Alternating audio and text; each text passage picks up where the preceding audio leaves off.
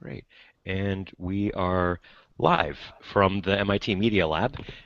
This is, we're getting a little bit of a late start here for the inaugural kickoff pre-session, the learning session for MIT IAP Napkins to Launch, as Jonathan, co-instructor Jonathan Askin has coined it. This rapid prototyping course is going to be looking at the application of blockchain technologies in particular, but also really be a legal intensive and explore ways to integrate business, legal, and technical aspects of rapid prototyping and just articulating design requirements and running them down right through traceably the iterative prototyping and testing and deployment lifecycle. So this is happening through the soon to be launched at not alpha level law.MIT.edu um, um, offering, which is being incubated by Professor Sandy Pentland right across the hall here in the Human Dynamics Lab. As part of my research as a visiting scientist here, and also Jonathan Askin's research and teaching as a visiting professor from Brooklyn Law School. So before we jump in with introductions, Jonathan, could you, as a kind of co-instructor for the course, would you mind introducing yourself and making some introductory remarks? Yeah, Welcome. first, Daza, can you hear me? Um, Can you hear me? it doesn't seem to be coming through now. Others can hear me still, right? Yes. All right. Peter, you can hear me? Oh, Good. Okay.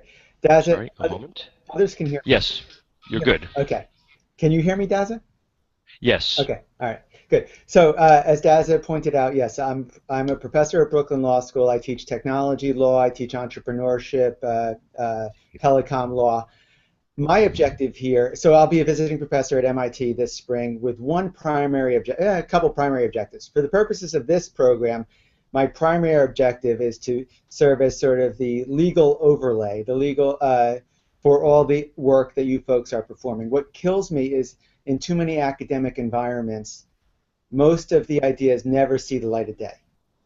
So what I'm hopeful that we get out of this intensive program is for us to quickly figure out what we want to build, how best to build it, and what our business, legal, and technological hurdles are. So teaching here in Brooklyn Law School, we're a standalone law school. So we can always vet the legal issues. That's never been a problem for us. Our problem has been finding the best business and technological partners. That's why I am embedding myself at MIT this semester, to bring my legal expertise to bear and to partner with business experts and technology experts and students who want to turn their ideas into meaningful businesses by the end of January, or if not by the end of January, by the end of the spring semester. So my goal is to be essentially your legal advisor, your legal guide to ensuring that from napkin to launch, your venture is built in the most sustainable, legally sustainable, technologically sustainable, and entrepreneurially sustainable manner possible. So that's going to be my purpose. To some extent, you folks know vast amounts more than I know, at least on the business side or on the technical side. For a lawyer, I could speak technology enough to communicate with you all.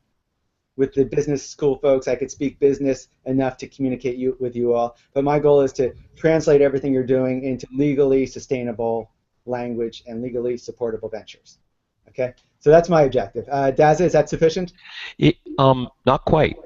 So because you're too modest, could you just say a couple of words about legal hackers and the legal hackers movement and how we're hoping to bring that to bear to help people here in the IAP course to further their prototyping, but also generally just how it, I think it's kind of news about what's happening at MIT. This is different, better. Yeah. All right. So lawyers have always lived, look, academics are incredibly conservative, even if they're politically or, socially radical, they're still professionally very conservative. So I come from a very conservative profession in academia. I also come from one of the most professionally conservative guilds, the legal profession. We are so far behind the rest of you all, it's embarrassing. So we used to go to all the hackathons, me and my students and colleagues, and we felt irrelevant. So we decided we were going to create legal hackathons to learn from the hacker community how we apply their skills, their spirit, their ethos to legal issues. So we did invent, yes, the concept of the legal hackathon, and we turned it into a global movement. But we were still sort of, flirting with technology, flirting with real renegade projects, until we met Daza and the MIT crew. So now between us, between the legal academic world and the legal profession and the MIT technologists, we are trying to build this semester a much more viable, sustainable, virtualized key turn solution for legally oriented hackathons.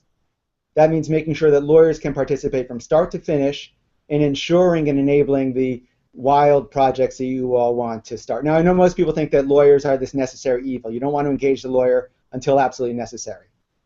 I think mine and Daza and Sandy's goal is to change that paradigm, to make it so that we as legally trained entrepreneurs can play a vital role in ensuring your businesses and not curbing your spirit or curbing your enthusiasm or curbing your venture.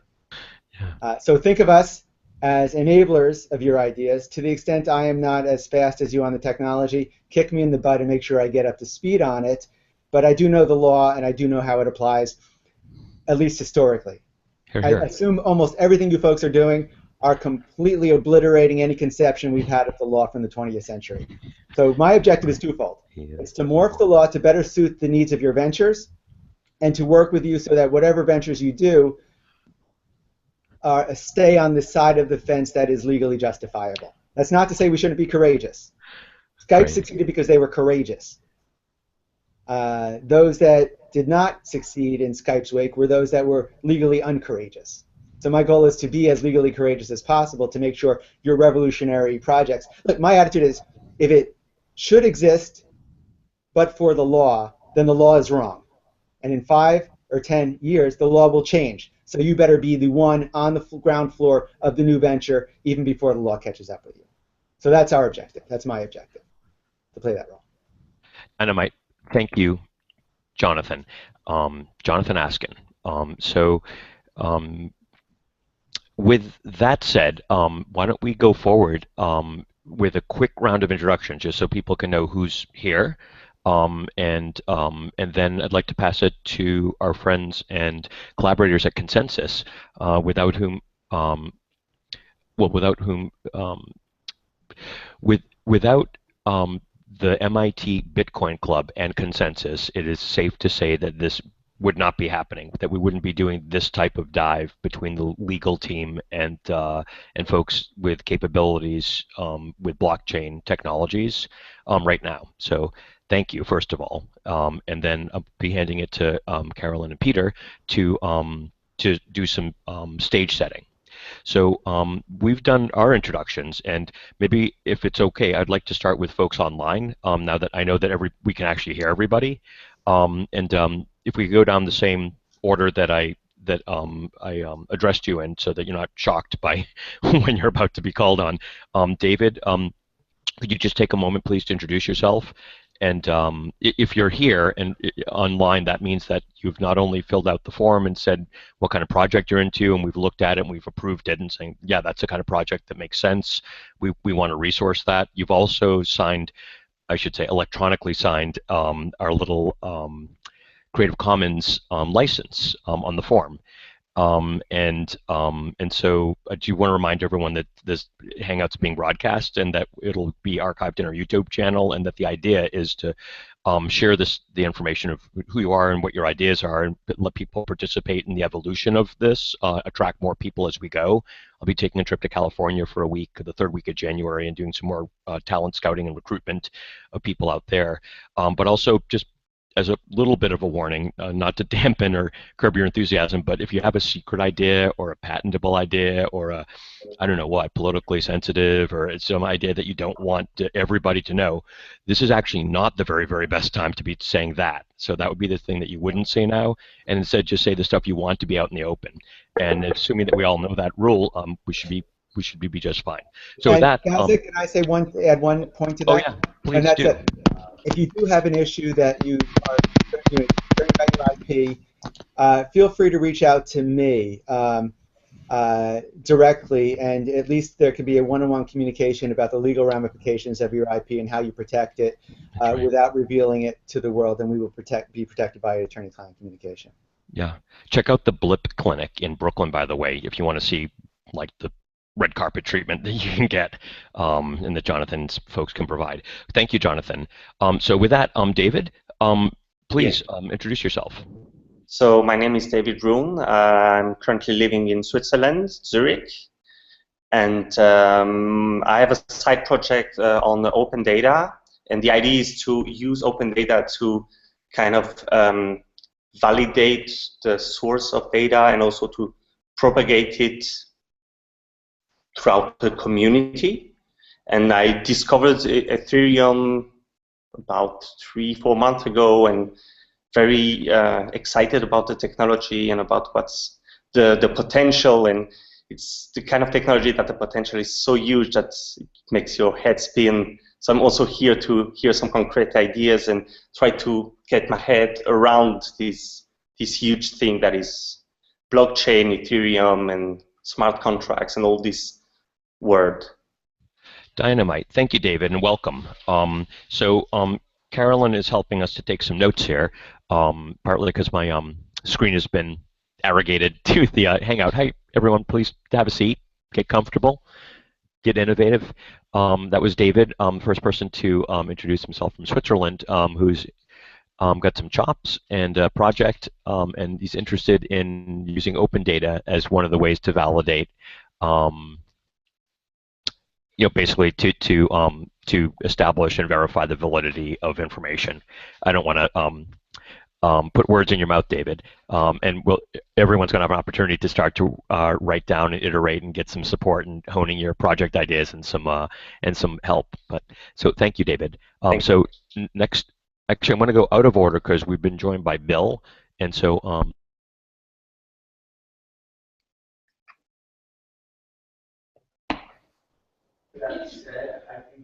Dazza, did you just introduce me? You cut out for a second. Okay, yeah, you're back. Hey, Bill. Hey, Dazza. Thank you so much for having me. You guys can hear me, okay? Right? Yes. So my name is Bill Marino. I am a computer science graduate student at Cornell Tech, which is the new tech campus here in the city. I'm also a lawyer. I have been doing research on smart contracts, mostly Ethereum, for the last 6 months for a crypto professor there named Ari Jules. And I've gotten pretty involved with ConsenSys and the rest of the Ethereum community. So I guess I'll be helping out, and I'm really excited about that. Great. So you're that Bill. Awesome. Great to virtually meet you. Look forward to seeing you on campus later this week. Yeah, definitely. Dynamite. Great. So let's keep going down the list. Are you in New York or are you in Boston? I'm in New York, but I'll be in Boston on Thursday. Not just any New York. You're in Brooklyn, right? I'm in Brooklyn, right. I'm at that ConsenSys office. Oh, you're at ConsenSys. I see it. Okay, good. Like next door. All right. Okay. Terrific. So let's go down the list. Ian, could you please introduce yourself and just a couple of words on your project? Hey guys, my name's Ian Boyd. I don't really have a project as of yet. I'm sort of here trying to learn some more. I have a background in computer science, but I've been working in financial services for the past 9 years.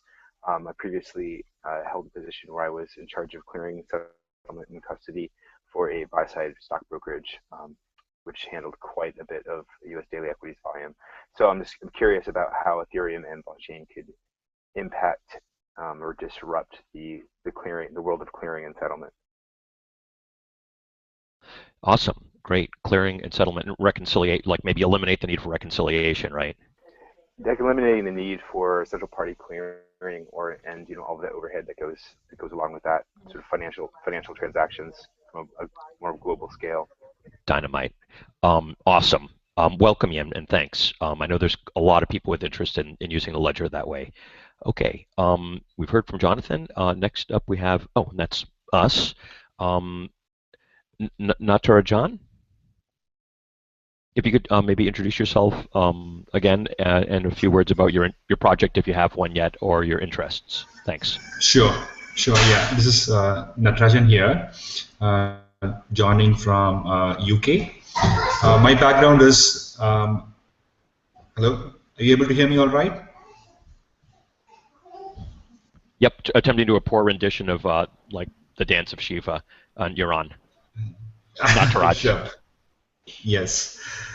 Yeah, so my background is IT financial services. So I've been working for IT services company implementing projects for financial service clients.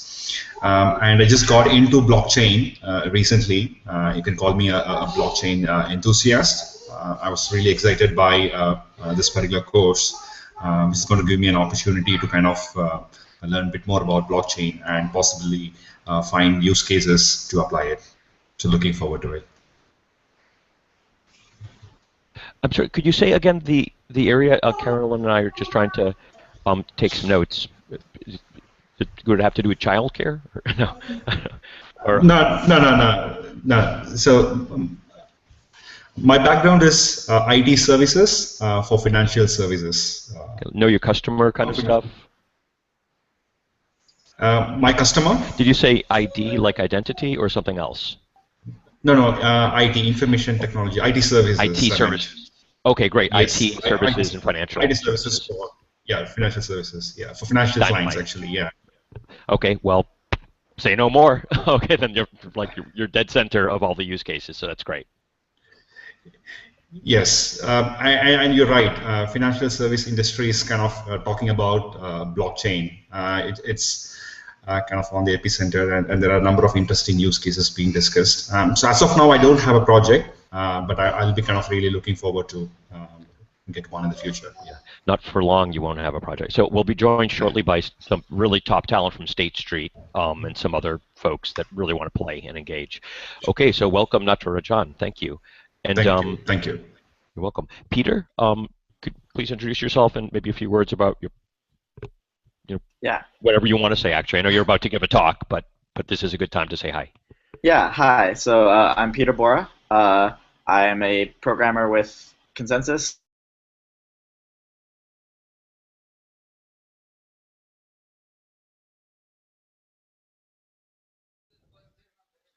Sorry, am I cutting out? Yeah, you cut out a little bit, but a programmer with ConsenSys and then a really pregnant pause. Okay, yeah, sorry about that. I'm on hotel internet, so it's not the best. So Peter Bora, I'm a programmer with ConsenSys. I've been working full-time on blockchain-related projects, specifically related to Ethereum for the past year or so. I've been really focused on figuring out sort of the new world of smart contract programming and getting as knowledgeable as I can about that. I'm working on a variety of projects at ConsenSys and happy to help out with whatever people need. That's great. Thank you. And we'll be hearing a lot more from Peter shortly. Satish, could you please introduce yourself and a few words about your project idea or the direction of your interest? Sure. Hello, everyone. My name is Satish from Burlington, Mass. I should have been in person, but I couldn't make it today. I'm a full-stack developer working for one of the financial companies here in Boston. So my experience is mostly in fintech, and I've worked with healthcare and information security in the past, and I'm very much familiar with the blockchain protocol itself. My goal is to learn more about the Ethereum project, gain more skills in blockchain and prototype ideas in fintech, in areas like any financial compliance, risk mitigation, and security. But I haven't identified any project yet. But looking forward to collaborate with the team to find one and work. So looking forward to drop by at MIT for in-person meetings, hopefully from this Thursday or the next. Thank you. Dynamite. Thank you very much and welcome. Great. And Stephen, I think you are last online, and then we've got a cluster of folks around the table here. So welcome and please introduce yourself. Hi, my name's Steve Harrington. Live in Arlington, Mass. I'm very short distance away from MIT. I'm a little bit sick today, so I didn't want to come in and infect everyone. I've been a member of the joint DCI Berkman Center working group for the past few months. So I've got to know a lot of great people. My background, I'm trained as a physicist, very technical. I love to get my hands dirty with code. I have a big background in fintech in terms of anywhere from working for some great hedge funds to, being in a cage. We'll talk about that later.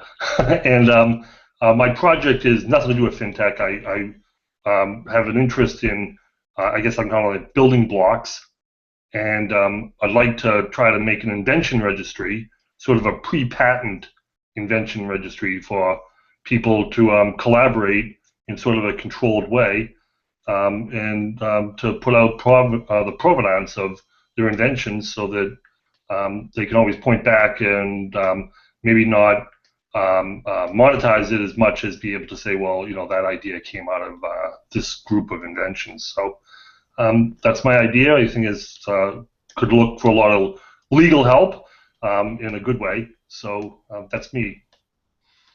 Terrific. Can we give him first to disclose? I think, yeah, I mean, it looks like we've got a perfect pairing here. So, we'll want to talk a lot more offline, Stephen, about potential pairings. First, we want to hear from everybody here and people that weren't able to make it today to see where the best teams are, and maybe your interests will evolve. But we have a perfect project that Jonathan and I have been iterating between Brooklyn Law School and the Media Lab here, called First to Disclose, an open source patent and innovation registry, basically, that perfects the IP on good ideas, and it's got a ton of great projects from Code for America to, you name it, lots of labs and other places, and it could be a good starting point, or at least something that you could iterate from, or maybe get a better idea from, Stephen. And there's a nice cluster of people interested in working in that area that you're talking about now. Cool. Awesome. Okay, so thanks everybody. That's everyone. Is that everyone online? Did we do Bill already? Yeah, we did. Okay. I'm here. I came in late. I'm Johnny. Okay. Hi, Johnny. Could you please introduce yourself and Sure. a few words about your project, your interests? Yeah. So I'm Johnny. I'm a master's student originally from Texas, but was going to school in the UK for digital experience design, and now working in Boston with an advertising technology company.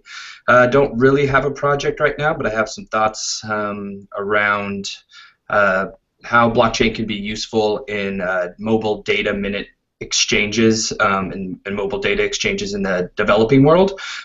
So that's kind of where my mind's at. I don't know, that I'm probably a little bit out of my depth in terms of the technical chops with everybody in this chat, but I want to be valuable as a designer, UX, UI, type of stuff like that. I'm also working on my master's to learn how blockchain can help companies innovate and how they could stay ahead of the technology curve a little bit. So that's where I am.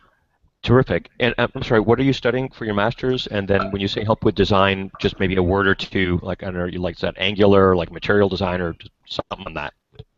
So digital experience design. So I'm predominantly a product designer, visual designer. So I'm not on the technical side of things. So, but doing a lot of rapid prototyping and physical prototyping, and a lot of the consumer-facing portions of anything that pops up, and then kind of just using the tools that I know how to do to kind of be useful where I can on some of these projects. So that's about kind of what I'm trying to do. Fantastic. Thank you. Yeah. And did I see something?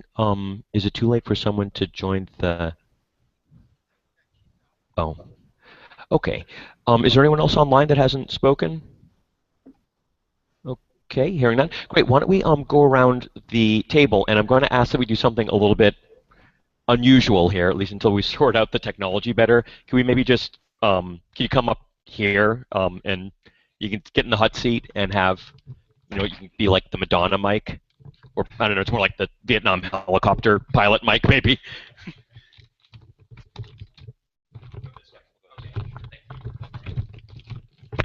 So my name is Nico. I hear myself very oddly here.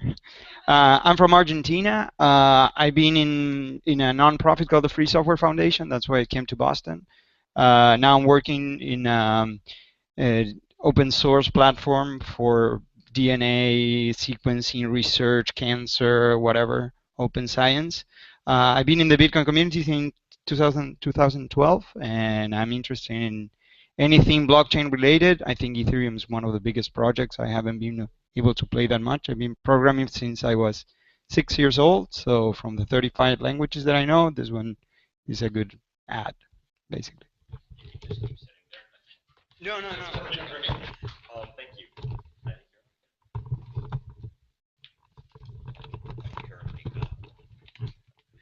Perfect. Thank you. Good afternoon. My name's Chris. I'm from Peabody, Massachusetts, about 20 minutes, maybe 30 minutes north of here. I'm a professional landscaper. I own a landscaping company, and I have been into Bitcoin and blockchain technology since late 2012, 2013.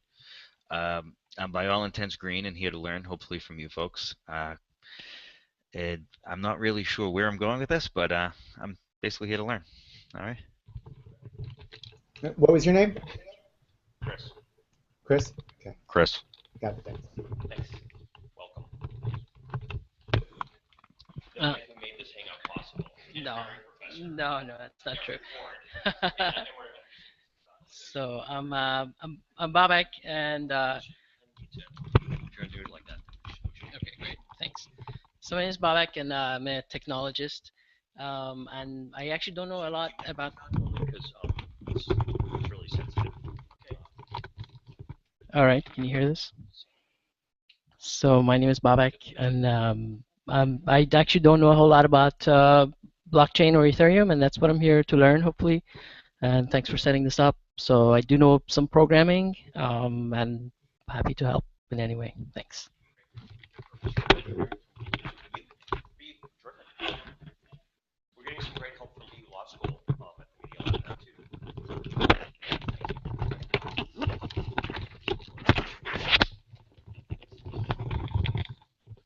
So hi, I'm Raj. I work at John Hancock Innovation Lab, and we just started a team on blockchain. Closer, everybody can hear me. Yeah, we just started a team in blockchain and starting to look at the use cases there. And yeah, so I'm excited to be here and learn more about it and see what we can come up with.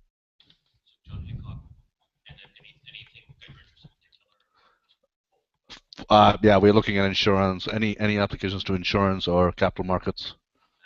Yeah. Yeah.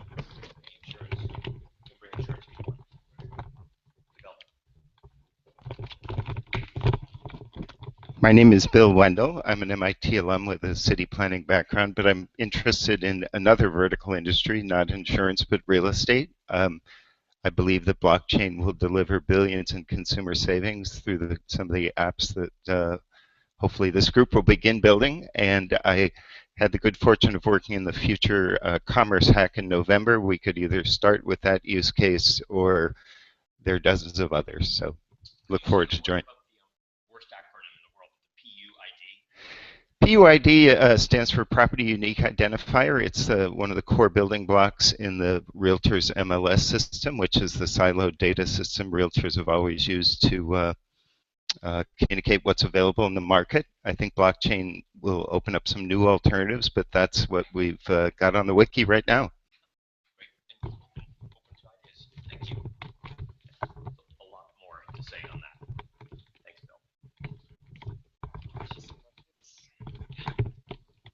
Hi everyone, my name is Hashim and I'm a political organizer in Washington DC, and I'm also part of Stanford Crowd Research Collective. So we are building like a decentralized online labor marketplace, but we are not using blockchain, and that's why I'm here. I'm trying to figure out how we can use this technology in our project. Thank you. And I'm also interested to build like a decentralized news aggregator. Mm-hmm. Thank you. Just quick check, are people online able to hear everybody? Is the audio okay? Terrific. Great. Perfect. Thanks. Dynamite.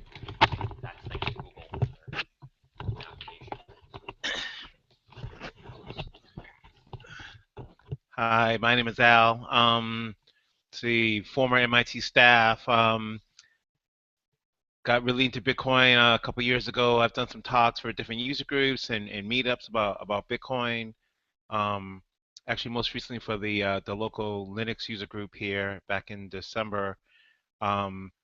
last month-ish or so. I've been keeping an eye on Ethereum the whole time, but now with the release and the wallet, I've been pretty obsessed with Ethereum the last month or so. Um, just got the Ethereum wallet installed. I was a computer science major at BU many years ago. Um, so I'm interested in writing some smart contracts and learning about how that works. I don't have a specific project in mind. I have lots of ideas for things, probably particularly around social justice issues and economic development issues, and how smart contracts and Ethereum can be useful for that. Anything else? Okay, great.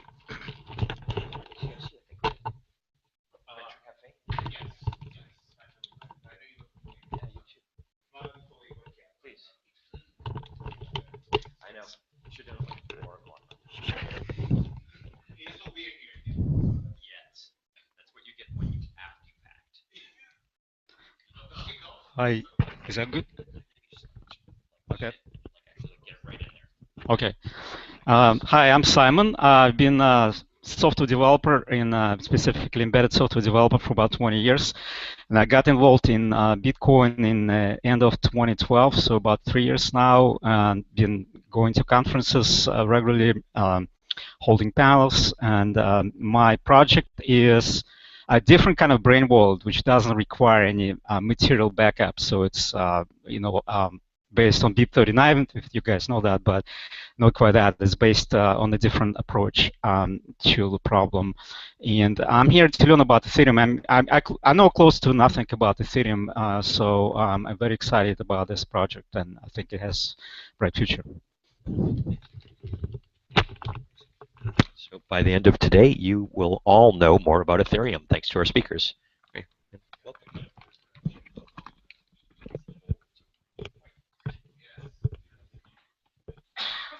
Hi, hopefully you can hear me. My name is Nazreen Kibria, and I actually founded my own company earlier last year, and I focus on the intersection of emerging payments and technology, and that includes Bitcoin and blockchain and so forth. I haven't programmed in almost 2 decades. My background really is in economics. I studied at Wellesley, and I took a lot of classes here at MIT, so it brought back a lot of memories when I came back here today. And I have, at some juncture, I actually did program though, and I have 2 patents in artificial intelligence. But now I don't have any project in mind. I really want to learn more about the applications of blockchain in financial services, particularly in cross-border payments, because I do believe that there are a lot of promising aspects. I've written about it, I've presented at conferences, but I don't really have an understanding so much. It's more of a superficial knowledge, and that's one of the reasons I'm here, just to learn like everybody else. So it's called Q Insights. So when I was with my former company, I used to be called Q from the James Bond movies because of pioneering technology, and my last name starts with Kibria, so that's why that's the name. So terrific. Also Star Trek, great lineage. Can't go wrong with you, actually.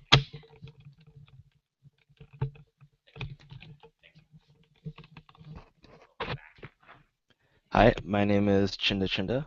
I'm an MIT junior, and I interned at ConsenSys this past summer. I'm really interested in Ethereum and neocurrencies and security, and I'm here to help out whatever way you'd like. You maybe need a student's perspective or anything else.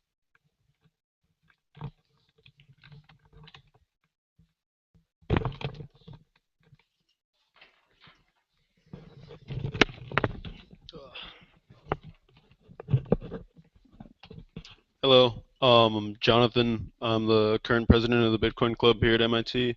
Current sophomore. More background on Bitcoin than Ethereum, but of course interested in both, and I mean using both for projects. Yeah, helping out to get started with activities at the Media Lab here. So.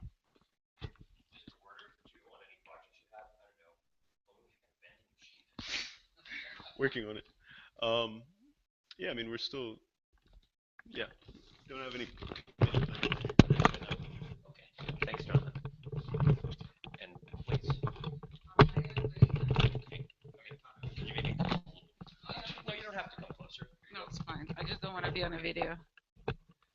Okay, I think we can arrange that. Yeah, so why don't you speak from here? Okay. So my name is Marina, and I've been involved with Bitcoin from very early on, from the inception, and I'm mostly interested in using Bitcoin protocols for voting, and trying to get rid of the Federal Reserve at some point.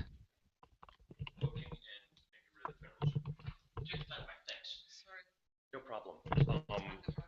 Yeah. Okay, great. So one little, I guess, side note, Carolyn and Jonathan, so we don't forget. Let's make sure that we have a flow so that when our participant doesn't want to, when we're doing things on camera, that we should have an easy flow so that anyone that doesn't really want to be on camera doesn't have to be. But we do need to hear from people, and we want all the content in the open. Okay, so sorry about that. Thanks. I know it was we're figuring out as we go here, but thank you. Great. I'm glad. Okay, so is there anybody on board here that hasn't spoken yet? Let me put another, yeah, that was the right question. Okay, hearing none. So we are in 4 minutes. We're now 4 minutes ahead of schedule, and we're under budget, which is great having no budget. And so I would like to very quickly offer what I call a house project, which is something where, actually, let me say the reason I'm doing this is because I don't know anything about Ethereum or the blockchain, and so like I think more than half of the people that I counted here, I am also I'd want to learn about this. I'd like to get on board the digital currency initiative that is here at the Media Lab with Joey Ito and Brian Ford and folks, and learn, and also because I think it holds unique opportunities for my particular interests of the law and helping to not just reform the law, but transform the law so it holds a digital footing that has integrity and is usable, it's computable. So having said that, I'm going to very quickly say, hopefully you can see the board here. This is a house project, and it's basically a capability building project. The idea that by Saturday, basically by the end of this week, what I personally would like to get going, and we have a couple of undergraduates that are willing to help so far. Anyone that hears this live or later, you know, please pipe up if you think you can do it. Is the insight is a way we could use the blockchain for not smart contracts, just dumbass contracts. Could we do it like this? So first of all, have a file on GitHub with like a commit by signatory 1. I'm sorry, by Alice. Use the proper names, and then B, a commit by signatory Bob. Okay, and the commits are, I don't know if you can see this, you might be able to, like signed Alice, just on the bottom, and then / signed Bob, which is a customary way in typing to signify an execution or adoption of a valid signature, if it's executed or adopted with an intent to sign.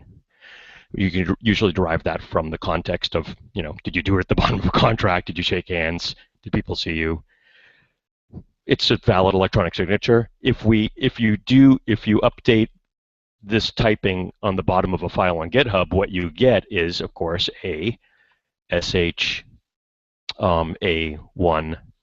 message digest, right? And you get it right in the URL of the commit on GitHub. So the question is, can we get that hash digest, that SHA-1 digest, and can we then basically put the SHA-1 on to some blockchain.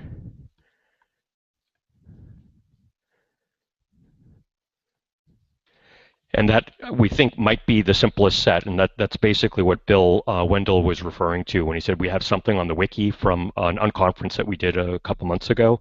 That was a brainstorm when we were thinking, okay, well, what makes sense in real estate? What's something that we think we may have capabilities for? And a basic Merkle tree almost of taking, or like a hash tree. If you take the hash numbers and put them somewhere, you could publish them in the New York Times in a classified ad. That's something that Simpson Garfinkel used to do, like right here. And the theory being that you don't have to keep it highly secure in a vault with chain of custody to prove that it hadn't changed. Sometimes that's the hardest way to prove it hasn't changed. You could have very small number of people in collusion, and it could be all but undetectable. By contrast, by publishing those hash functions as a classified ad in New York Times or Washington Post or like a London wide circulation paper, you can go to any library around the world, like roll back the microfiche to that day, and you could see, okay, that was the hash digest at that time. It hasn't changed, and in theory, you'd have to have thousands of libraries and archives in collusion changing their microfiche or whatever, however they keep the records in order to have beat that system. Similarly with the blockchain, I think, and I'd like to explore this week whether it can serve the same function of being publicly verifiable, but much better because, of course, it's data, in a structured format that we can actually address programmatically as part of a contract life cycle. So the simplest way I can think to do that would be we fake up basically a transaction real property like a deed or a mortgage, use a make-believe, I hate to say it, but PUID, and we have to come up with a better acronym for this industry. They don't have a syntax yet, so we'll come up with some alphanumeric, unique key in a database or something to represent a PUID on a real estate property, and Alice will sell the real estate to Bob. Jane will give a mortgage on it.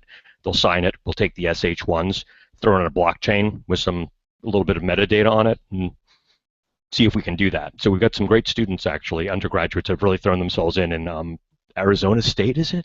That are working with Bill a little bit on this, and they have been trying to help them come up with some JavaScript that can use the GitHub API to just interrogate the file, to create a commit and to get the SH1 from a file, and then to work with something like BlockSign or maybe an Ethereum app or something. What we really want to do is work with people with tools that are here this week to take that value, the value of the SH1, the message digest from that file, and put it onto a blockchain and then test.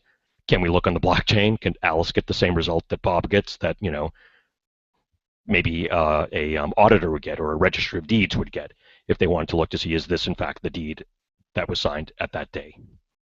So that's what I call the house project. It's just a capability testing thing, like just to double check, does all this work the way that I thought I read from everyone, that everyone's asserting it works this way? Does it? So if anybody's interested in hacking on that.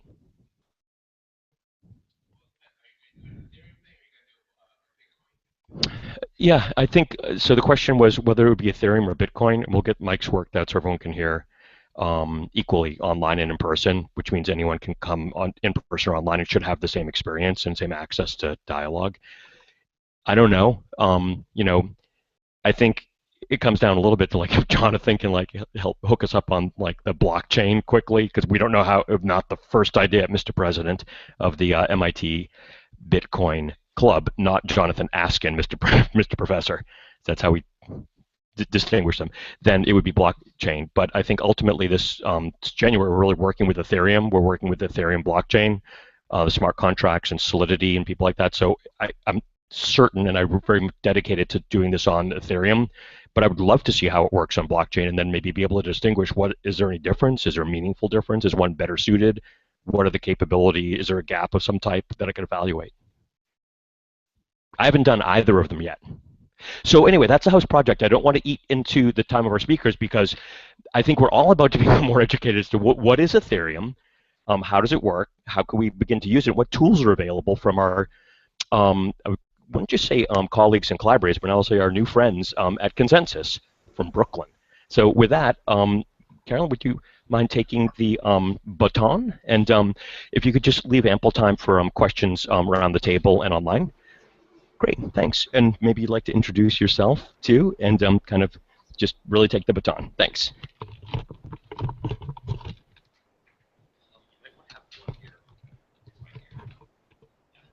Okay. Can everyone hear me? Awesome. Hi, I'm Carolyn Reckow, and I am based here in Boston, but I work for ConsenSys, which is mainly located in Brooklyn, although we do have developers and team members on, I think, like 3 or 4 different continents. We've got people all over the world who are part of ConsenSys. And so my role in this event, in this hackathon with Jonathan and Daza, is to kind of to bring the tools that exist with Ethereum to you guys. So we've got a few speakers who are going to be presenting their development tools and also their decentralized applications, their projects that they are working on within the Ethereum ecosystem. So I think after I finish my little introduction, Peter Bora, who is on the line, is going to take over and give us a wonderful, brief but very informative and enlightening introduction to smart contracts. And he's going to actually kind of explain what they are and show us one. It's great. But before I jump into that, I guess I'll just do a super quick review of like what is Ethereum. It sounds like a lot of you guys out there are pretty knowledgeable about it, actually. I think we've got a few newbies. But basically, what Ethereum is it comprises a lot of the same principles that Bitcoin does, Bitcoin blockchain. So it's got the ability to program code within a virtual machine, but there's a virtual machine built into each node on the network. So what this allows for in comparison with the Bitcoin blockchain is this allows for self-executing smart contracts. Having these smart contracts in a blockchain unleashes possibilities for a lot of different things that are a little bit more cumbersome or difficult to build on Bitcoin blockchain. So like things like governance and finance. I think we've got a lot of finance people out there who are looking at Ethereum and thinking about it, but also like peer-to-peer business models, identity management and reputation are also really big applications for Ethereum. So basically, I'm an Ethereum fan because it's got a much wider variety of applications beyond Bitcoin, and I think that I really like to use the comparison. This is actually this is a quote from Nick Szabo, who's a really famous cryptographer. So he says, if Bitcoin is like a pocket calculator, you should think of Ethereum as more like the personal computer in terms of the scale of what it can do. So I'm not sure if I introduced ConsenSys, so I'll quickly fill you in on what that is before I pass the baton on to Peter. So ConsenSys is an organization that it builds and incubates and accelerates different entities that are working on blockchain or decentralized applications, mainly on the Ethereum ecosystem. So we do 3 things. First, we're building developer tools. So tools for like block apps and the EtherCamp IDE that you guys will be hearing a little bit more about on next Tuesday. So basically, these tools have been built by our developers and other people in the Ethereum ecosystem to make it so you guys don't have to be cryptography experts to be able to program smart contracts and spin out blockchains. And so this includes like a Haskell and a Java implementation. So that's the first thing that we do. The second thing is we build dapps, decentralized applications. So we've got applications in a wide variety of different industry pain points. So I mentioned like finance and governance, But we've also got things in like energy markets, arts and rights management systems, gaming, poker, prediction markets, lots and lots of different things. So those are our dapps, and we'll have some presentations from a couple of different ones later this week and next week. And lastly, the last thing ConsenSys does is we build core components for these decentralized applications.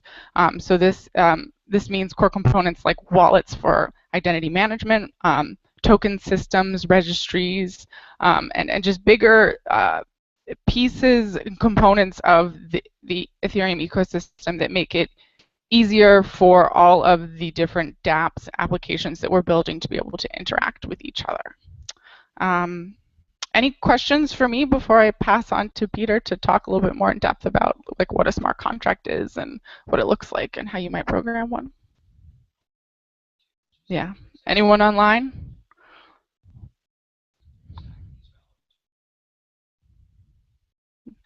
So good, thank you. How many dapps do you have? Let's see. So we've got possibly around, I think I might say 15 to 20 is my estimate right now. I don't know, Peter might have a more accurate guess, but I think that that's kind of the range of, and they're all in sort of different stages of development. Some are very, very early, and some definitely have like working alpha versions out, and others are just kind of more in the prototype phase. Thank you. So we just had a question in the room of do we only build on Ethereum? And I think right now, yes, we're pretty much all in the Ethereum ecosystem. But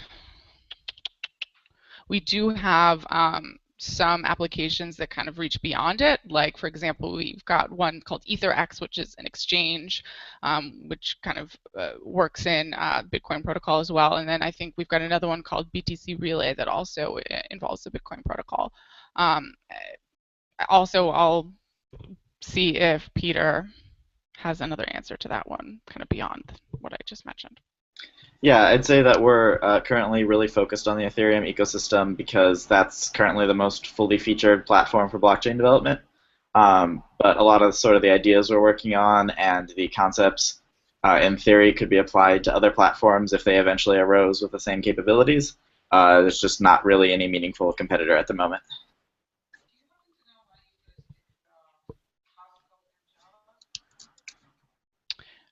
So we had a question here is why specifically Haskell and Java were picked as Ethereum implementations, and it's my understanding that I think Java is just a really like widely used language that a lot of people know. And Haskell also, again, is something more widely used, but specifically in financial institutions, Haskell is something that's used. And it's worth saying that the Ethereum team themselves have already built implementations in C++ and in Go, and so those aren't the only options. Mm-hmm. The question is, what are the opportunities to use legal contracts vis-a-vis the smart contracts that you're talking about? Are smart contracts like legal contracts, or is it sort of more like a brand name that's applied to like functions and capabilities that are smart and involve transactions? Mm-hmm. So that's a really good question. Question from Daza was, are smart contracts like legal contracts, or is smart contract more of kind of like a brand name for transactions? And actually, this is really interesting because I think recently on our big ConsenSys Slack, we had a big discussion about this, really saying that the term smart contracts is not necessarily kind of the best branding for what a smart contract actually does, because a smart contract is not, it's sort of like legally binding, and it's more kind of like the latter of what Daza said. Is a smart contract is more kind of a name for like the state changes that happen in the computation. I don't know if Peter, you want to add on. Yeah, in my presentation, I'll be giving a more detailed look at what a smart contract in the Ethereum sense actually does, but I'd say that there's actually very little connection between the legal sense of a contract and the technical one that we're using in Ethereum. It's almost like the relationship between a computer mouse and a biological mouse. It's just an analogy that has many points of disanalogy. Can I chime in for a second there? We can also talk about this when I'm there on Thursday, because me and Peter have talked about this a lot too. The difference between a contract at law, a smart contract, and then contract and/or smart contract as used on Ethereum. So we can definitely dive into that Thursday. Cool.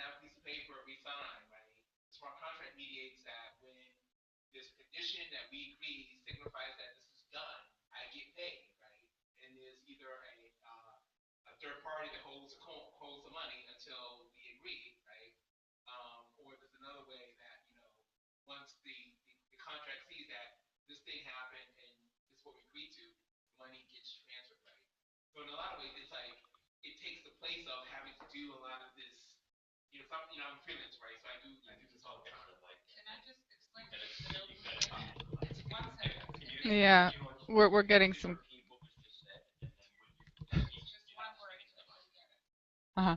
So Albert was just making the point that kind of, or giving an example of how a smart contract could mediate like an employment agreement, you know, you say, you know, X person does services for Y person, and kind of when that happens, a smart contract can execute like that payment. So there are some helpful kind of conceptual ways of like looking at the functionality of a smart contract kind of in the terms of like making a parallel to an actual contract where you sign paper.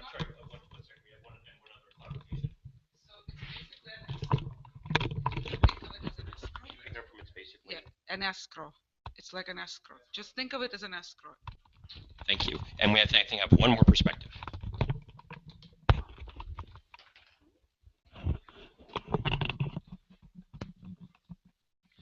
My question's actually. Oh, was that me? My question's actually pretty simple. Why can't a smart contract be legally enforceable?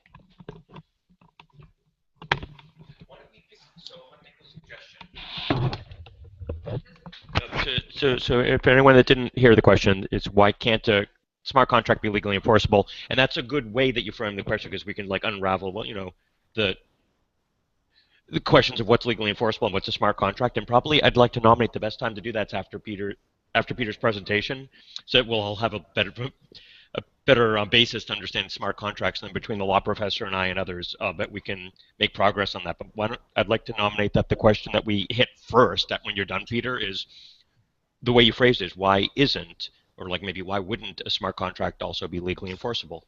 Cool. Okay. It's just a nice way to get into all the issues. Okay, you ready? Okay, hit it. Educate us. All right. Let me go ahead and share my slides.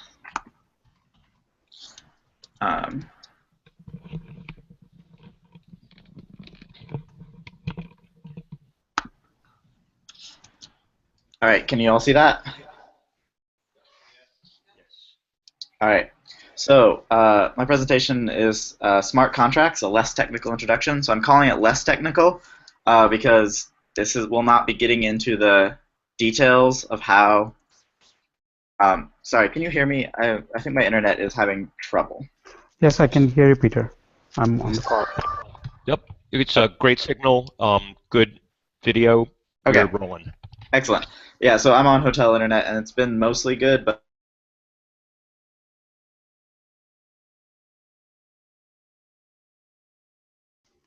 We lost you. time, it's not a purely conceptual introduction because I want to give you guys a sense of how this actually works, like how a program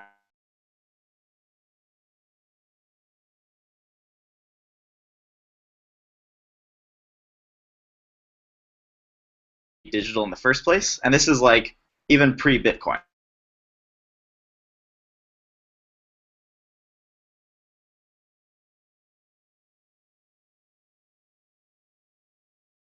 When you're wanting to make money digital, there's kind of two elements to what you need. You need the data about.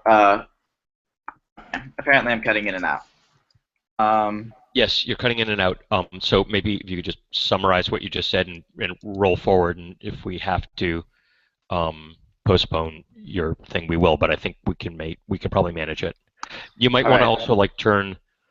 I don't know if you're doing any other network things, maybe just turn them off. Right. Thanks. Let's see. What's the best way to do this? Here, would you be able to pull up a URL and then I can turn off my video? Yep, you betcha. All right, let's do that. Okay, just chuck it in the chat on the sidebar here. Yeah. You know. Okay, great. Here. Peter, you can also turn your camera off to save the bandwidth. Yeah, exactly. Okay. In the future, which is going to be terrific, we're always going to do presentations in advance and have them on video, and then everyone will see the presentations in advance. It'll be perfect. That sounds great. And then we'll just have rich, live, interactive Q&A. There we go. And that concludes my stalling. All right, so if you can open that, and I'll turn off my video, and hopefully that'll help. You bet. Okay, it's on, and just give me half a moment here to show everybody my email, and then screen share so everybody can enjoy the extraordinary goodness of your slides. Here we go. Just a sec. Boom. Bang. Okay. All right. Can everybody see these slides? Yes. Okay, great. All right. So we're on slide smart contracts, less technical. And did it just move?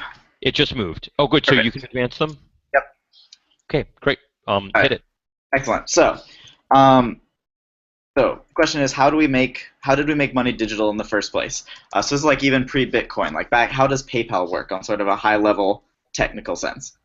And I would argue that they're kind of the answer is that money is actually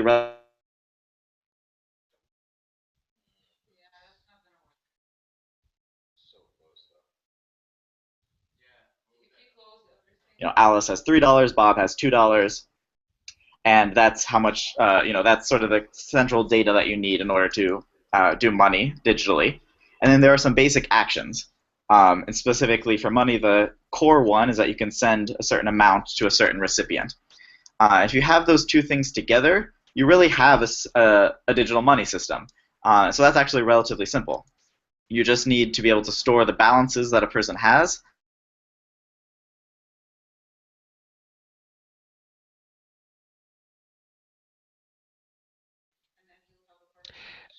Add to the other. Yeah, hey Peter, I apologize, but you're only getting about 50% of your signal. So that's unfortunate. What would you like to do? What's the best solution? The best solution is to call the following telephone number, and I'll blast you through. Yes. So are you ready to receive the number? Yes. Okay. I'm stalling. FYI. Okay, I believe it is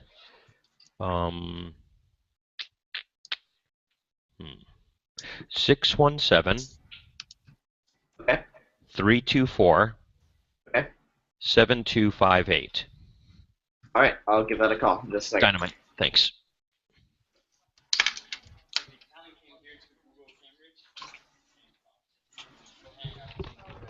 Thank you, Professor.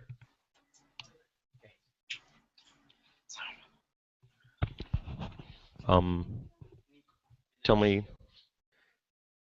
or if you want to give me your number, I can dial it.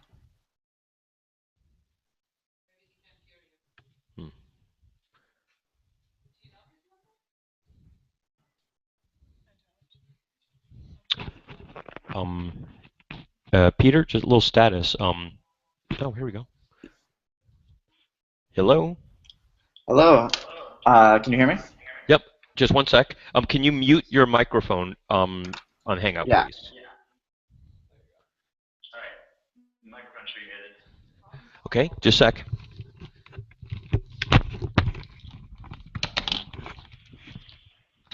Okay, hit it. All right. Sorry for all the delay here. Apparently, we're not quite in the future yet in terms of the internet actually working. So, to summarize what I've been attempting to say,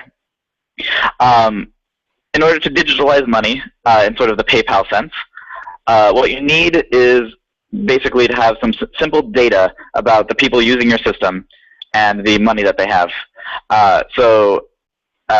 Essentially, this just looks like balances. Like this, Alice has $3, Bob has $2, and that's really the basic data you need to store in order to do a money system. And then you need some actions on that data.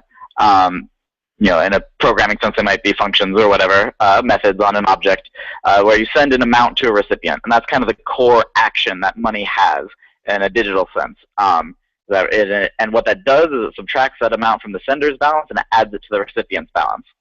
And with that very basic data and that very basic action, you essentially have a digital money system. It's not a very complex digital money system, but it does the main thing that we want a money system to do.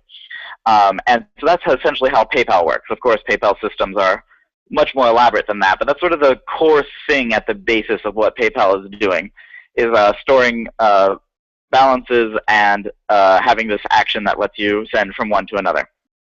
So this is all pretty straightforward. If you wanted to write, a Python script that did this, you could do it in a couple of minutes if you've done some programming before. The hard part of this is the decentralization part, and that's what Bitcoin does for us. So, of course, you could have a centralized party like PayPal that does this for you, but that has all the disadvantages that centralization has. If PayPal ever goes down, then money stops working.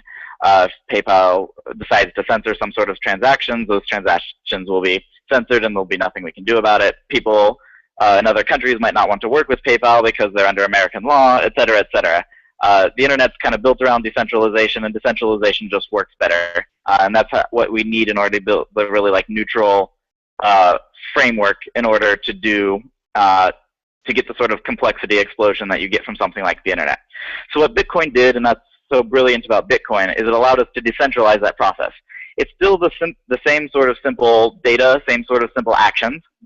People who know a lot about Bitcoin will know I'm simplifying, but this is essentially what Bitcoin is doing, is the simple data and the simple actions. But the clever part and all the computer science work went into making it so that it can be decentralized. So what Ethereum does, or I'm getting ahead of myself a little bit too much. So the next thing to think about is what else can we represent in this sort of schematic format? What else can we represent with relatively simple data and relatively simple actions? And I would argue that there's a wide variety of economic and social interactions that you can think of, you can kind of simplify down to the same sort of basic framework.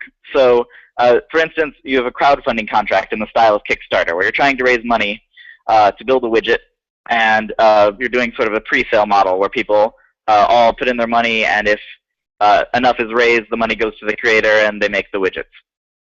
So it's got some basic data. It has the creator of the Kickstarter.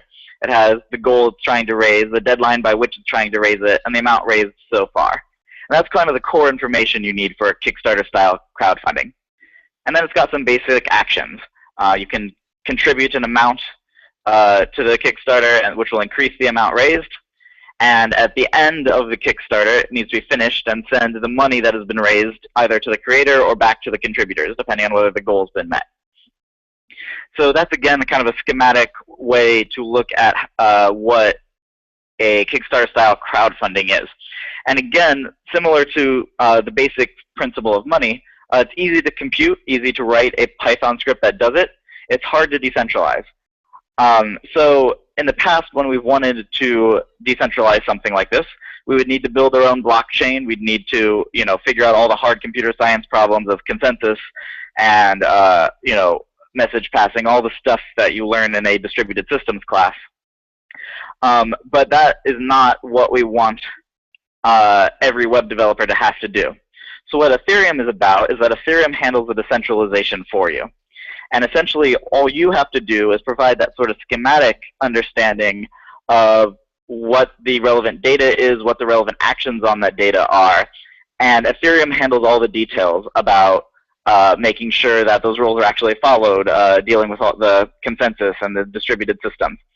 So here's an example of a real Ethereum-based contract. So again, contract is really just a technical term. It's what we use to describe this sort of schematic description of an economic relationship. And this is an incredibly simple one, but essentially it builds the simplest version. Hey, Peter. I'm sorry, just to interrupt. Hey, Peter. Sorry, just to interrupt you a little bit. Could you like massively, zoom in on that so everyone can see it? I'm not sure I have the ability to do it. Let me try to monkey around with it a little. It's not crucial that you get the details of this. If you can zoom in, that's great.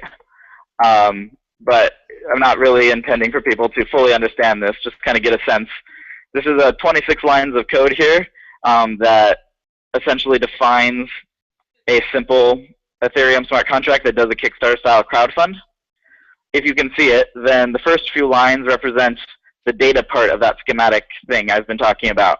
It's got an owner, it's got a goal, it's got an amount raised, it's got a true or false, whether it's finished or not, and it's got a list of people who've made contributions and how much they've contributed. And that's those first like lines 2 through 6, if you can see it.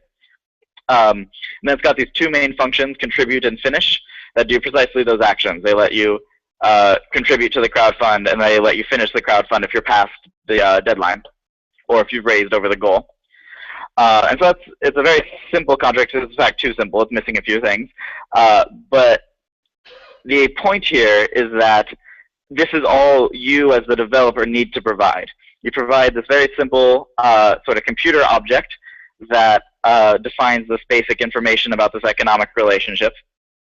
And then Ethereum handles all the details of decentralizing it for you. So this is in a programming language called Solidity, which has been developed specifically for Ethereum. You'll learn much more about that later in the course, I'm sure. But it's relatively simple, meant to look a bit like JavaScript or a bit like C. And in it, you define these economic relationships that the Ethereum blockchain will enforce for you. So the way you create one of these contracts is just with the transaction. Same as in Bitcoin or something else, you send a message to the network saying, this is what I would like to do. And there's a special sort of transaction, the technical details aren't super important, that lets you create a new contract. And then you use that contract with the transaction. So you just send a message to the network of a certain form, handled for you hopefully by the software, which essentially says, I am contributing to this particular crowdfund, and here's the amount I'm contributing, and here's my digital signature proving that I have the ability to do that. Which means that contracts have an address in sort of the Bitcoin sense, that they have a hash that is basically their URL. And that's how you know what you're interacting with. Again, that should be handled for you by the software, but you as developers will need to handle that for your users. The contracts have code. You saw a bit of the code earlier. They're simple code written in a language called Solidity. They store data, so contracts can be stateful. They can store whatever information you need to store, like the contributors to a crowdfund, like the address of the person who's the admin and has the ability to modify things, that sort of thing. And the really cool, significant thing about contracts is that they hold money. So contracts are considered essentially first-class citizens of the Ethereum blockchain. And so they can send and receive Ether, which is the currency built on top of Ethereum. And they have the right to use their Ether according to however their code sees fit to. And so you can think of contracts sort of as a synthetic user, a synthetic agent that makes social and economic decisions according to its code. And contracts, with a very few exceptions, essentially have all the same rights and abilities that a normal user with a private key would have on the Ethereum system. And so because of that, contracts let us decentralize everything. So for examples, crowdfunding, like we've talked about, Kickstarter style, prediction markets, where you buy and sell shares of a future event which is resolved. And this is a big topic of academic interest because it seems to make surprisingly good predictions about the future. And ConsenSys has a project Gnosis that is building smart contract-based prediction markets on Ethereum. You can do voting systems this way. Voting systems are essentially data about who voted what way, and then some rules about how to compute the winner based on those. Even corporations, so you might think of a sort of schematized corporation as being a organization, as being a set of members with decision-making powers distributed according to some rules. And that can be represented as data and code in a smart contract. It works for royalties and revenue share. ConsenSys has a project called Ujo that does allows musicians to sell their work and then automatically split the proceeds to all of the people who deserve a portion of those proceeds. And it can, there are possibilities that this can go further. There are interesting ideas about how you could build games on top of Ethereum, where the rules of the game are enforced by a smart contract, and the players interact with that smart contract and know that it's decentralized and provably fair. Social media, and a wide variety of other things. It's essentially a new programming abstraction that lets us do new things with social and economic relationships. And the possibilities for what we can do once we've digitized economic relationships are pretty mind-blowing, in my opinion. So that was a whirlwind tour, but I hope that it gave you a sort of overview of what a smart contract is from a semi-technical sense. So feel free, here's my information. You can contact me at peterbora@gmail.com. That's where my slides are, slides.com/peterbb/smartcontracts. And that's what I have. I know that was fast, but hopefully we can answer questions, and that will help. Okay. So Peter, can you hear us in the room here? I can hear you, yeah. Okay. So one quick thing I'll say is that I put a screenshot, or I'm in the midst of putting a screenshot, there we go, of the smart contract example into our Slack channel so that everybody can see it. So if you look in Slack, you'll see smart contract example here with just like the link basically to the to what it looks like. Okay. So having said that, thanks for the recitation, and why don't we go around and why don't we pick it right up with your name, please? Chris. With Chris's question. Chris's question was, why couldn't or wouldn't a smart contract be legally enforceable? And Peter, could I take the liberty of kicking us off just from the legal? That's me. It's feedback, I think, right?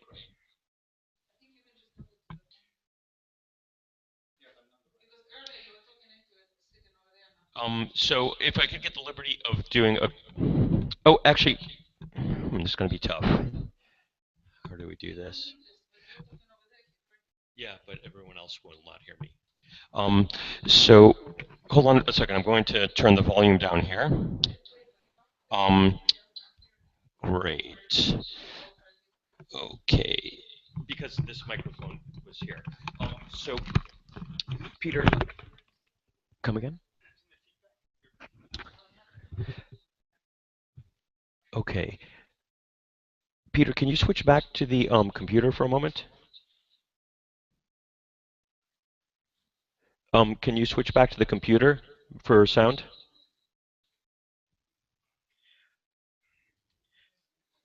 Okay. So I'm going to take the liberty of just saying one quick thing on the legal part of the question, namely. Oh, thanks. Yeah, could you turn the beautiful? Great. So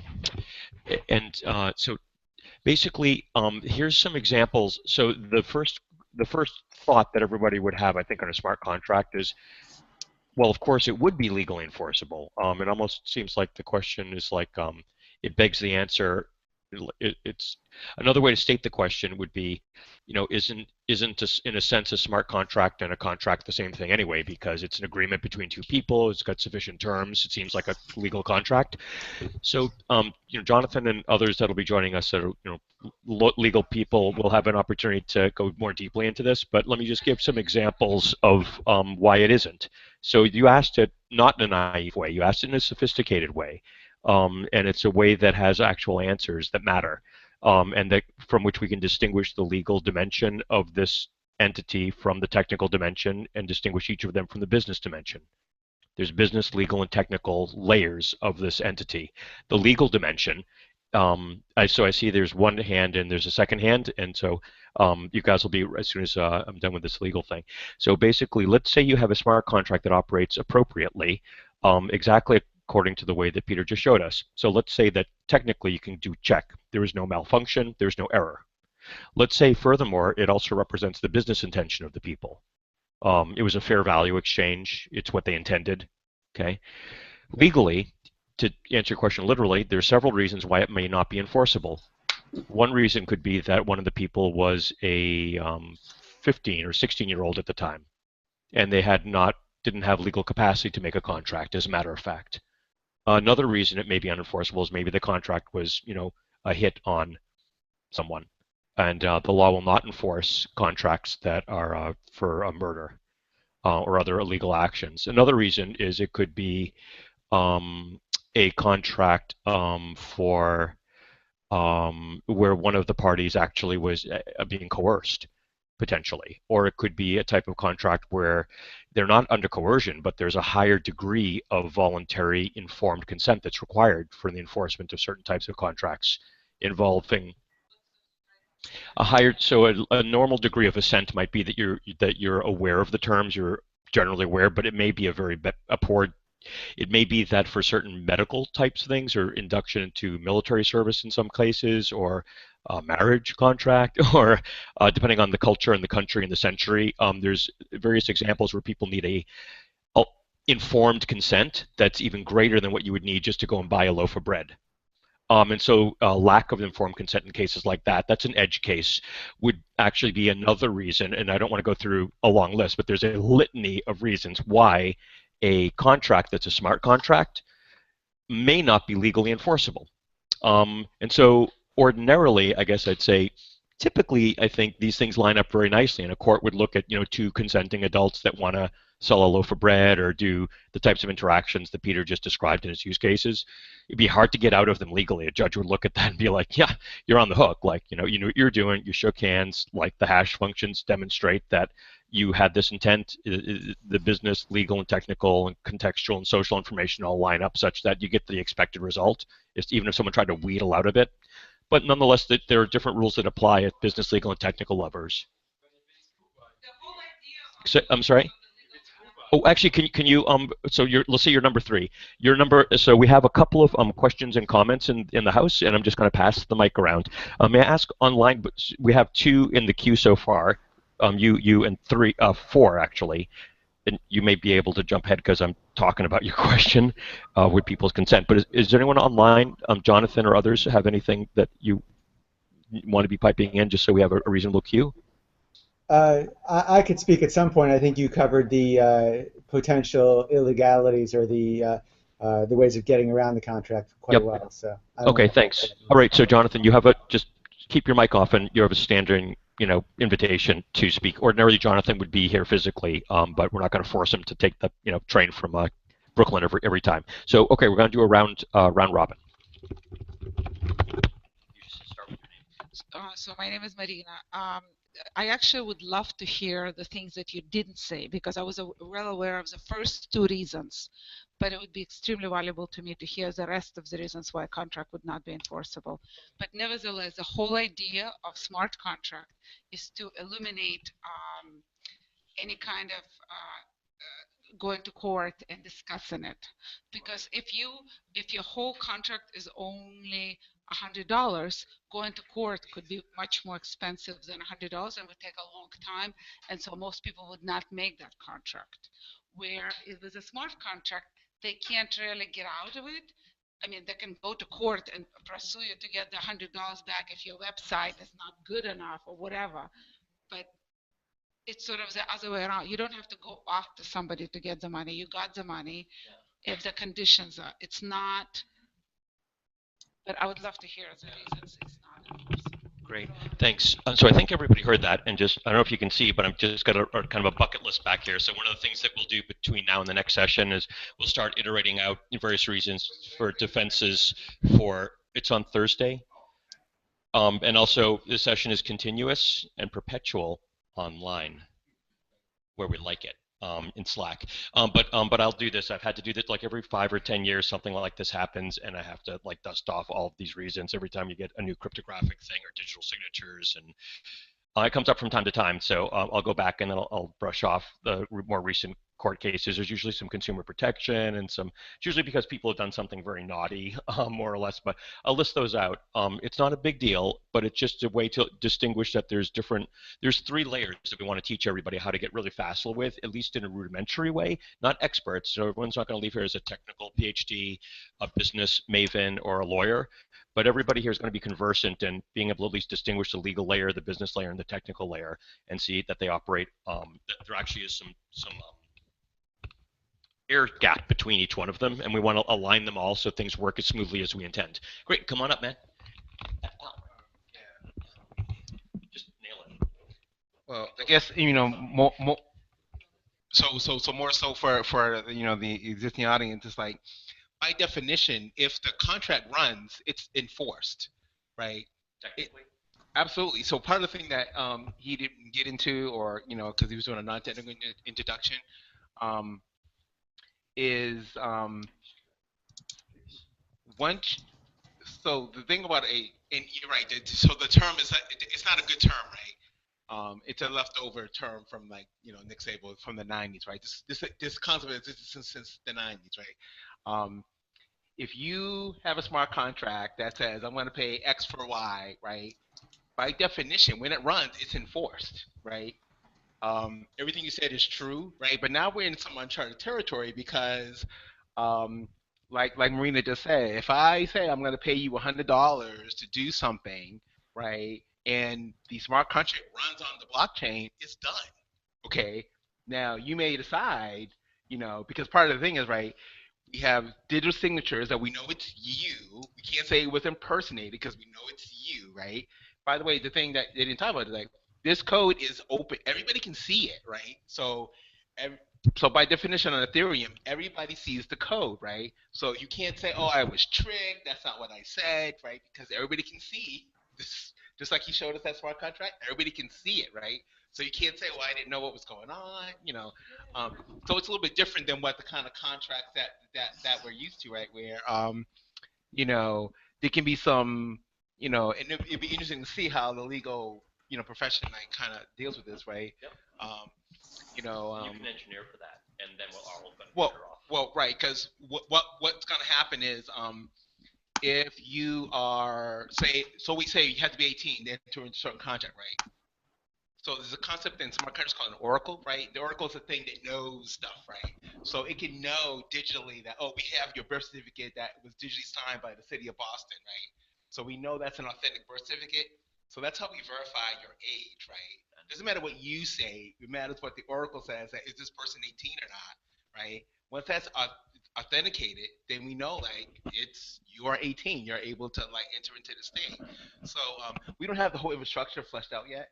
And a lot of what they talked about is building the infrastructure so that, certain things like a kid running up $10,000 on their parents, whatever, right, doesn't happen because of the ability to.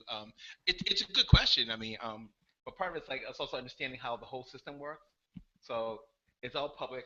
We can all see. We can all see the code. We can all see whether it ran or not. The other thing too, it can't be deleted. That's the other thing, right? Once it's on a blockchain, it can't go away.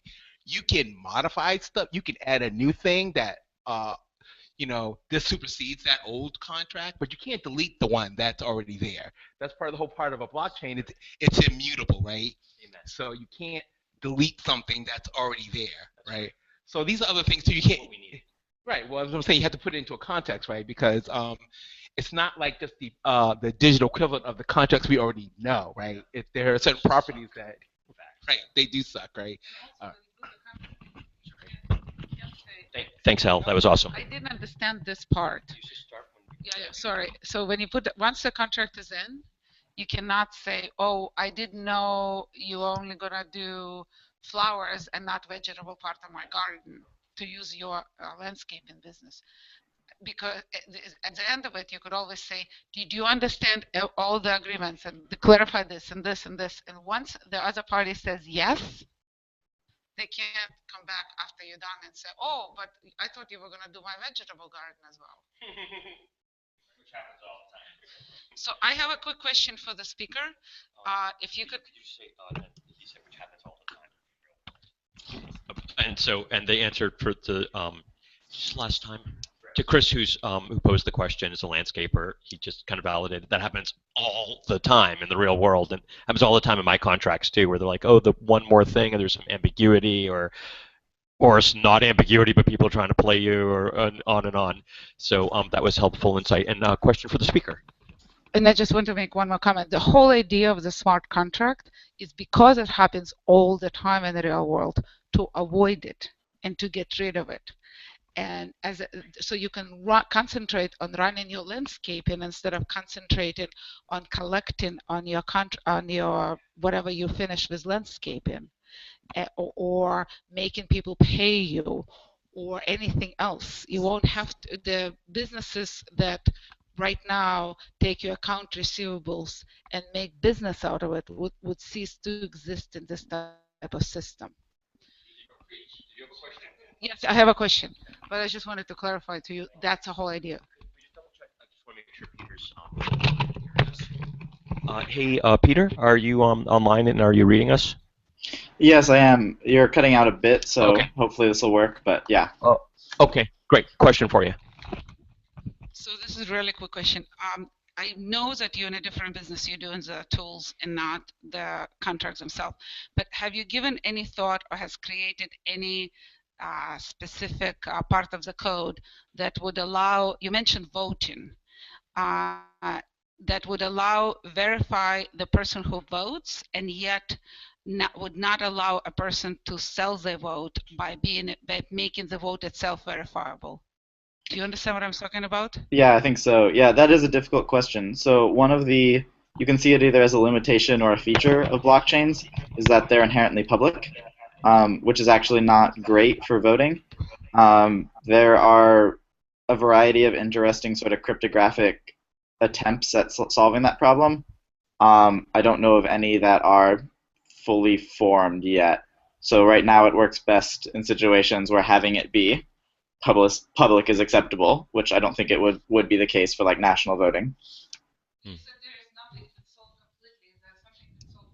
Oh, and I don't know if you heard that, but if you could just clarify before we start to wrap up. You said there's nothing that was solved it completely. So is there something that's been solving it partially? Can you? Well, so for instance, there are pretty simple cryptographic schemes that let you keep things private up to a point. So you encrypt it first, and then later you do a coordinated reveal with everyone else.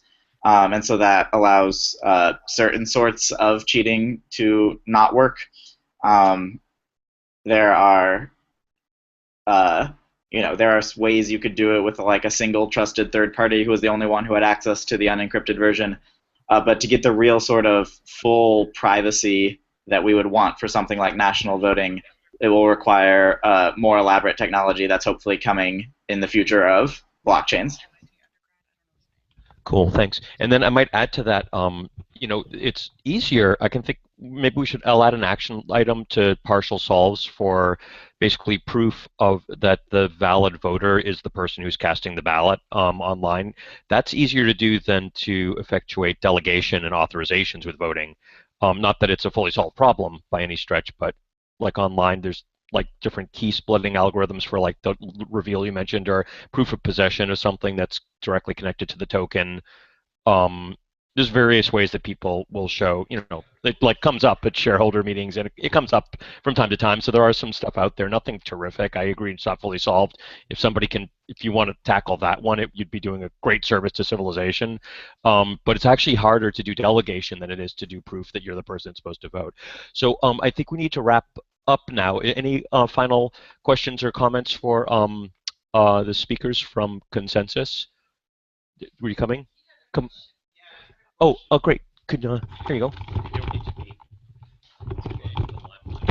So since you are executing dapps, one of the things that I have like a normal comment is Ethereum is too expensive to execute many things. I don't know what's your experience since you have like 20 dapps or something like that.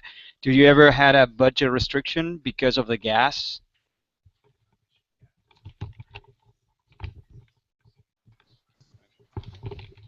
Peter, or I don't know if he's...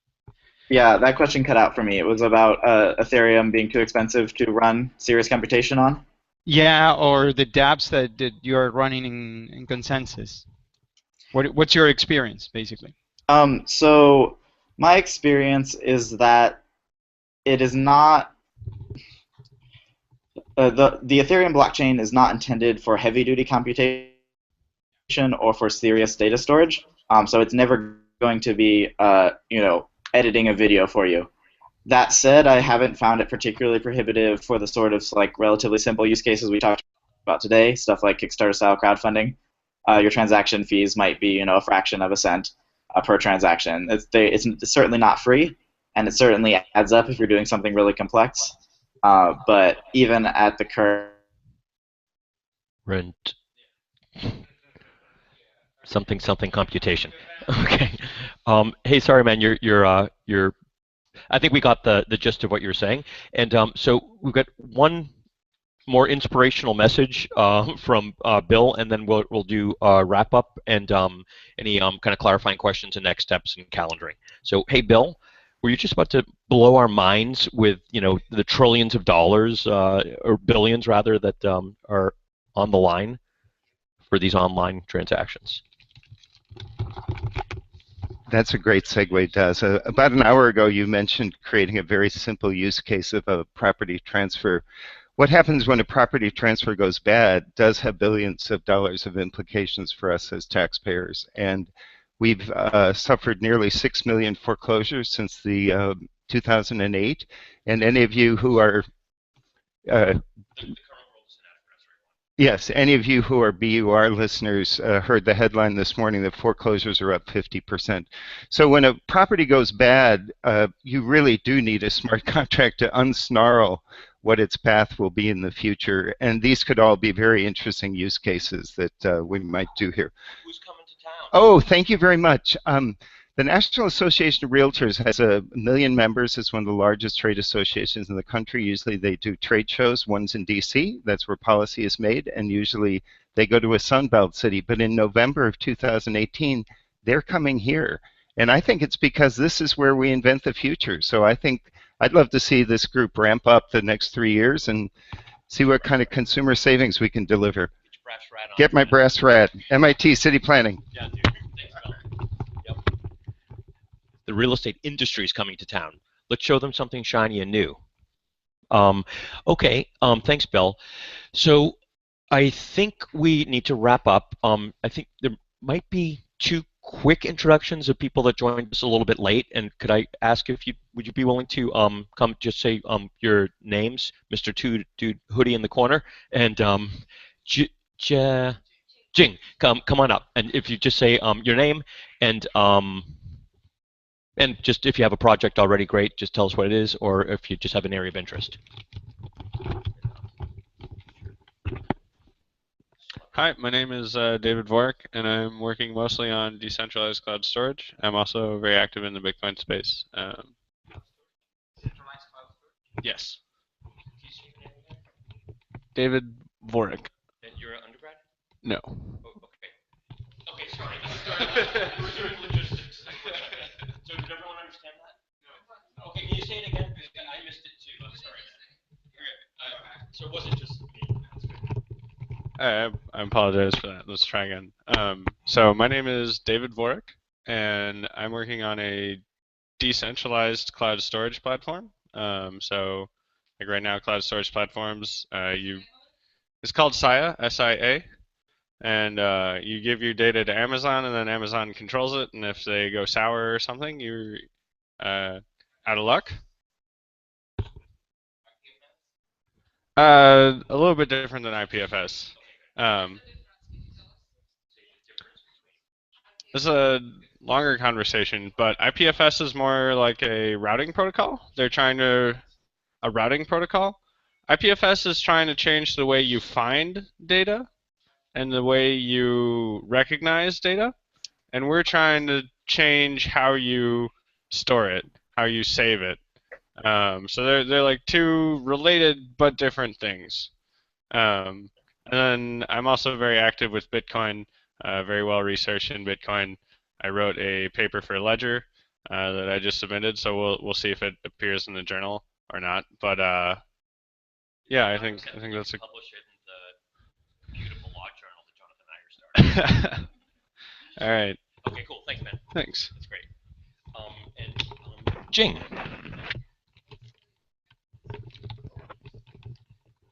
Hey, I'm Jing, like Jingle Bells. Oh, I'm Jing, like Jingle Bells. I go to Wellesley College. Working on a couple things. Working for David this winter. I have one semester left to go. If anyone's hiring, let me know. Sorry, David. Working on a fungible cryptocurrency called OZ Coin. It just won a hackathon that Vitalik was a judge for.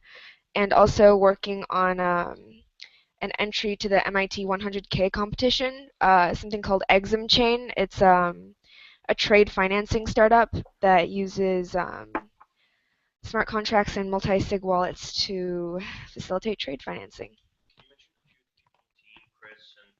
Yeah, a bunch of dudes from the Berkman Center and MIT Sloan, Ken Kisagun, Adrian, Naoki, and Chris Crawford. Didn't know his last name.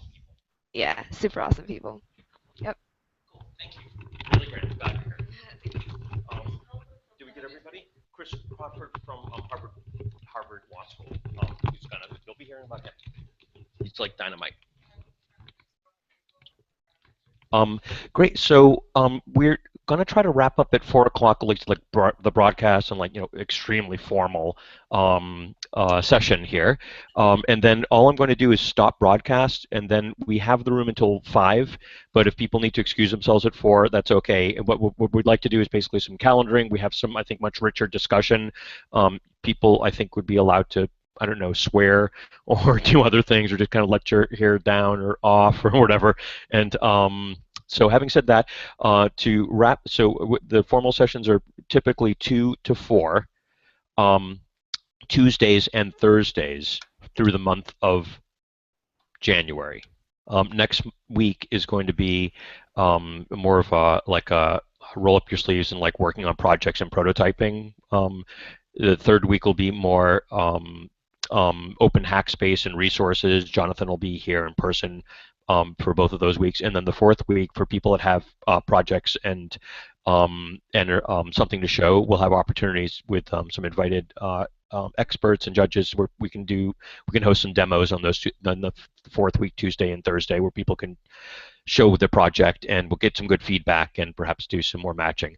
We hope that there'll be a funnel or a feed from this January IAP course into our spring semester New Media Ventures course, which happens on Thursdays from 10 to 12 noon on the 6th floor of the Media Lab. It's taught by the Sandy Pentland and Joost Bonson, and it's great for people with startup ideas and who want to get paired with, we usually get a lot of Sloan people and we get a lot of great people. There's been a lot of terrific startups and that have got the launch from that class over more than a decade.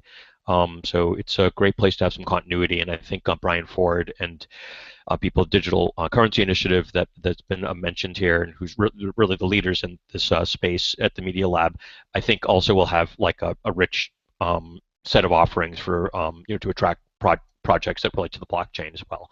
So having said that, there's going to be an important session next week on Thursday that sort of conflicts with our normal time that I don't want to step on. But BU Law School has just started a relationship with the Media Lab to help do the sort of stuff Jonathan does and basically assist with student projects that have some legal complexity so that we never again have if we can avoid it, we never again want to have an attorney general's office or U.S. attorney's office or any other prosecutor or any plaintiff's lawyer or anybody else, harassing or haranguing or needlessly complicating the lives of people doing innovative projects here. So there'll be a nice session with Legal Clinic from BU Law School that's being matched up with across MIT, and where Media Lab, I'm proud, has been a leader in setting up that relationship. And so I know a number of people want to hear from the law professors there, what sorts of solutions that are available, and they can maybe match up some local teams, and you could ask questions and things like that. And so we just don't want to, we didn't talk in advance of that schedule being sessioned, and so just to give them plenty of room there, we'll need to email everybody and find an alternative. I think I'm going to suggest that next week we meet on Wednesday between 2 to 4, but we'll find something that works for everybody, and we'll get even better at doing this online. So to the extent that it's hard for those of you in person to drag yourself in, don't worry about that. Okay, so having said that, what's going to happen next is, as Carolyn and Jonathan and I said in an email to everybody earlier today, we'll be reaching out to everybody and we want everyone to reach out to each other and also to us to talk about what your ideas are or your questions, or maybe you might want to pivot, if you already had a project to another project idea, or maybe you might want to put a call out to see if people want to join your project. All of that is good. So we want to basically see who wants to learn by doing. And what we'll be doing is augmenting these learning sessions and some legal intensives, Jonathan and I and others doing, Bill Marino, and some technical skill building sessions, really with hands-on, project-based, experiential learning, where we hope not only to use that as a way to, like I said, to learn, but also to create new value, because those are completely compatible, and some percentage of these dreams can be realized in a relatively short time, at least realized in a working prototype way that can be of sufficient value and permanence that you could further iterate it into a business, a startup, an open source project that can have legs and can begin. Who was it that was talking? As Al was saying, building the future, basically. So building was, yeah. I mean, you kept saying building. You probably said it like 4 times. I'll check. But that's what I'm talking about. And so like you're in the right place, and like be like Al, and like we're going to learn by building, and we like to build here a lot. So having said that, before I wrap up, Jonathan, I guess right of first refusal on final words. So I thought this was, for me, this was a great preliminary education. I'm hopeful that come Thursday and next Tuesday, folks will have bona fide projects, so we can start really honing in and vetting the, from my perspective, the legal issues. Okay, dynamite. Thanks, Jonathan. Okay, so thank you very much, everybody. Tune into MIT.edu/law/blockchain is sort of a splash page for the site, and the Slack channel. If you're watching this now or you're watching it later, archived, and you want to get involved, and it's still January 2016, then you're not too late. And so go to that web address and sign up, and you can at least participate in something at that, even at that late date. And you can also participate. You can replay this again and again. It'll be like classic oldies in archive, and it's all going to archive.org. God bless those people when we're done, so that it will have longevity. URL? Yep. So one more time, the URL is MIT.edu. Isn't that great? I think it is. /law. Isn't that great? /blockchain. Come on, it's like the best URL ever. I'm pretty sure. And we're launching it right now together. So we'll see you on Thursday, 2 to 4 p.m. this week. That's January 7th. In the meantime, we will maintain this continuous connection in community on Slack and in GitHub and in person. So thank you very much. I'm just going to stop the broadcast now, and we can continue chatting informally.